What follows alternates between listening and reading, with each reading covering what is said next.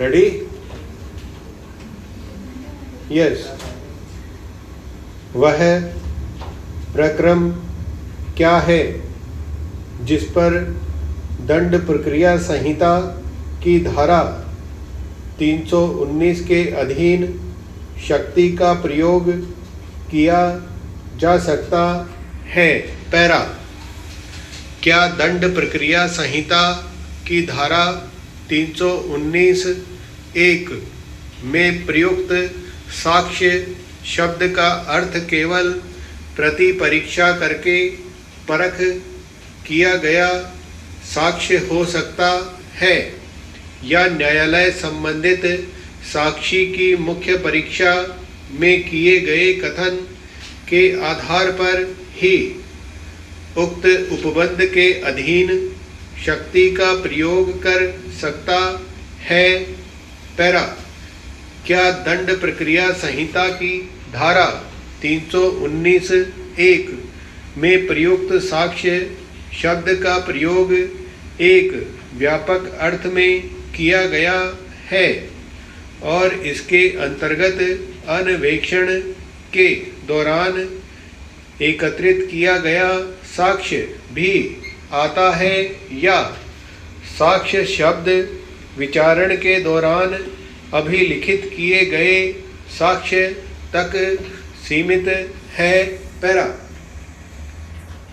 किसी अभियुक्त को दोषारोपित करने हेतु दंड प्रक्रिया संहिता की धारा 319 के अधीन शक्ति का अवलंब लेने के लिए अपेक्षित समाधान की प्रकृति क्या है? क्या दंड प्रक्रिया संहिता की धारा 319(1) के अधीन शक्ति का प्रयोग केवल तब किया जा सकता है यदि न्यायालय का यह समाधान हो जाता है कि समन किए गए अभियुक्त के दोष सिद्ध होने की पूरी संभावना है? पैरा।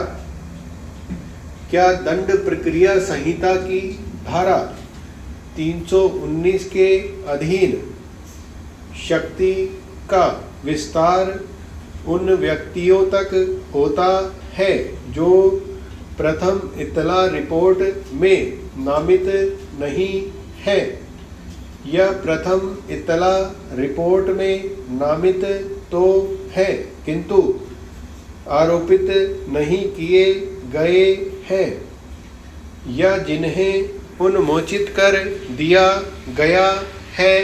पैरा। उपरोक्त प्रश्नों पर विचार करते हुए इस न्यायालय ने हरदीप सिंह वाले मामले में निम्नलिखित मत व्यक्त करते हुए यह अभी निर्धारित किया था? पैरा।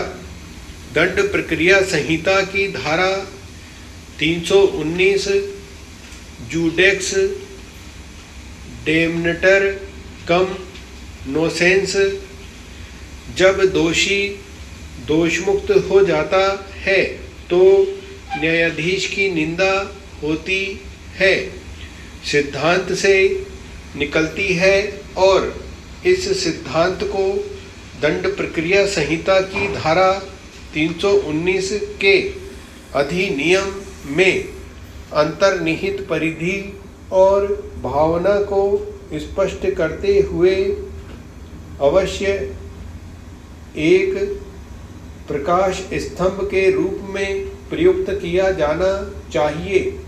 पैरा। न्यायालय का यह कर्तव्य है कि वास्तविक अपराधी को दंडित करके न्याय किया जाए, जहां अन्वेषक अभिकरण किसी भी कारण से किसी वास्तविक अपराधी को अभियुक्त के रूप में सूची में नहीं रखता है, तो न्यायालय उक्त अभियुक्त को विचारण का सामना करने के लिए बुलाने में शक्तिहीन नहीं है। प्रश्न यह है कि न्यायालय को किन परिस्थितियों और किस प्रक्रम पर दंड प्रक्रिया संहिता की धारा 319 में यथा अनुध्यात अपनी शक्ति का प्रयोग करना चाहिए। पैरा हमारे समक्ष जो दलीलें दी गई हैं वे बहुत ही व्यापक हैं और विद्वान काउंसिल ने दंड प्रक्रिया संहिता के विभिन्न उपबंधों और उन निर्णयों की ओर हमारा ध्यान दिलाया है जिनका उक्त प्रयोजन के लिए अवलंब लिया गया था। संविवाद उस प्रक्रम के इर्द गिर्द केंद्रित है जिस प्रक्रम पर न्यायालय द्वारा ऐसी शक्तियों का अवलंब लिया जा सकता है और वह सामग्री जिसके आधार पर ऐसी शक्तियों का प्रयोग किया जा सकता है। पैरा दंड प्रक्रिया संहिता की धारा 319 न्यायालय को ऐसे किसी व्यक्ति के विरुद्ध कार्यवाही करने के लिए अनुज्ञात करती है उसके समक्ष मामले में अभियुक्त नहीं है। इस प्रकार वह व्यक्ति जिसके विरुद्ध ऐसी शक्तियों का प्रयोग करके समन जारी किए जाते हैं वह आवश्यक रूप से पहले से विचारण का सामना करने वाला अभियुक्त नहीं होना चाहिए। इसका मिलान कर लेना, ग्रुप पे भेज दिया है मैंने मैटर।